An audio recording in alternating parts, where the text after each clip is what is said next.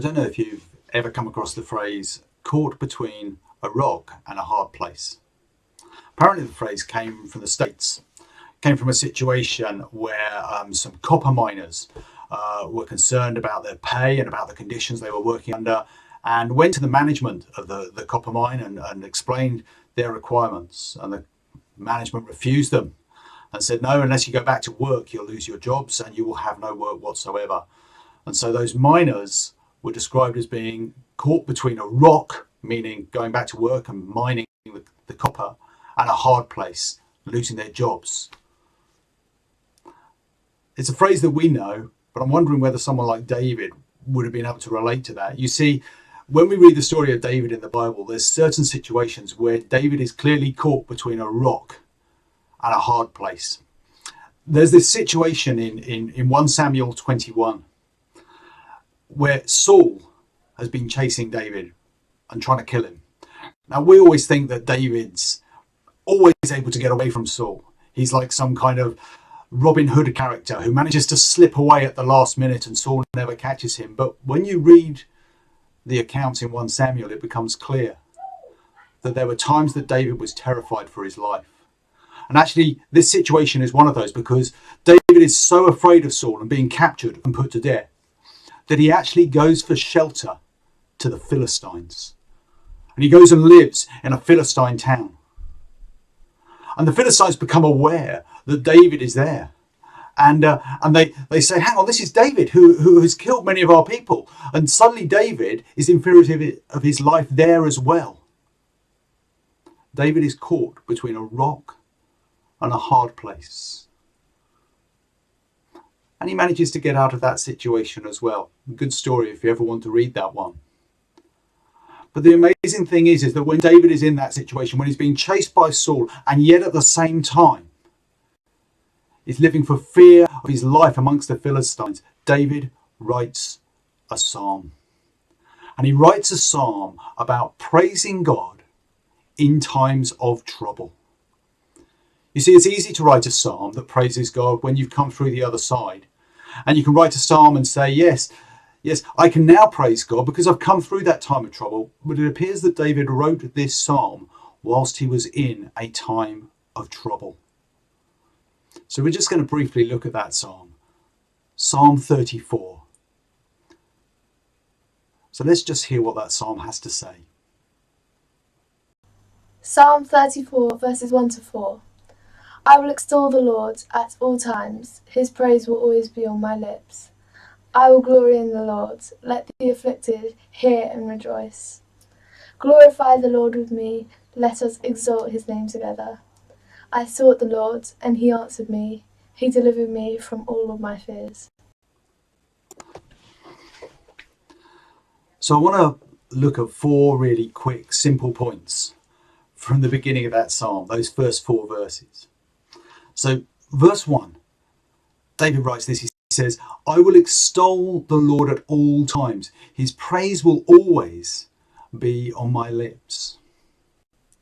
You see, David gets this. He knows that it's not just about praising God when things are going well.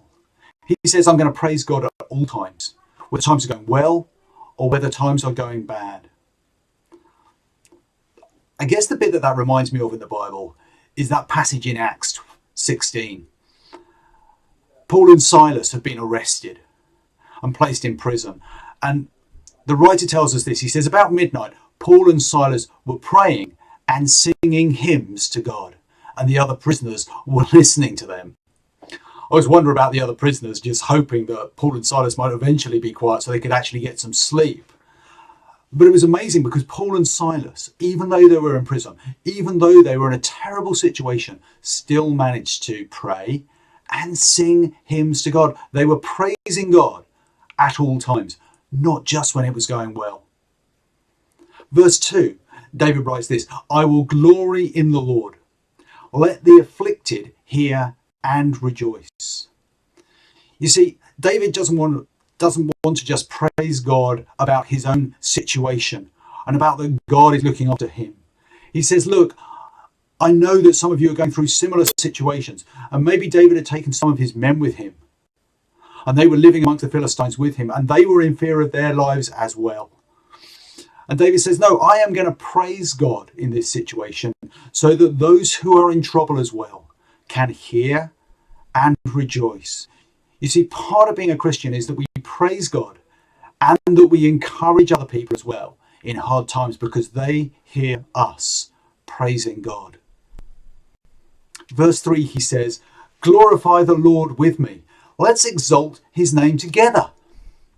See, he says, let's join together and praise God. Now, that's hard for us to do. You know, we're sat at home. We can't easily join together as a congregation. And, you know, we feel that because we want to. We want to come together and lift our voices in song and praise God.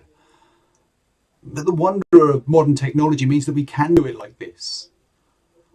And we can sing at our homes, or just speak along with the songs as they're coming up, knowing that around Caterham, our brothers and sisters are doing the same and are praising God with us as well.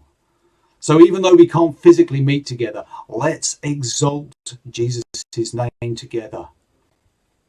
And then fourthly, I sought the Lord and he answered me. He delivered me from all my fears. Now I love that verse. You see, David doesn't say he delivered me from my problems. David doesn't say God took away the threat. What he actually says is this: he delivered me from all my fears, what I am afraid of. God answers. He doesn't necessarily take away the problem, but he delivers us from our fears. Daniel, in the book of Daniel, we hear the account of Shadrach, Meshach, and Abednego. And they refuse to bow down to this idol that the king has set up, and so they're taken to be thrown into the fiery furnace. And as they stand there before the king and he gives them one last opportunity, they turn around to him and they say something remarkable. They say, if we are thrown into the blazing furnace, the God we serve is able to deliver us from it. And he will deliver us from your majesty's hand. But even if he does not, we want you to know, your majesty, we will not serve your gods or worship the image of gold you set up. You see, for Shadrach, Meshach, and Abednego, they didn't know what was going to happen. But like David, they could say this: God delivers me from all my fears. They were not afraid. They trusted in him. Maybe that's what we need to hear as we go through difficult times. How do we praise God in times of trouble? We remind ourselves of what he has done. We remind ourselves of the power that he has. And we say, look, his praise will be on my lips, good times or bad times. The afflicted will hear and rejoice. I'm going to make sure that when I praise God, those in similar situations will hear and be encouraged. I join together with other believers when I can, whether online or physically at some point, and praise God like that. And I know that God answers me and he will deliver me from my fears.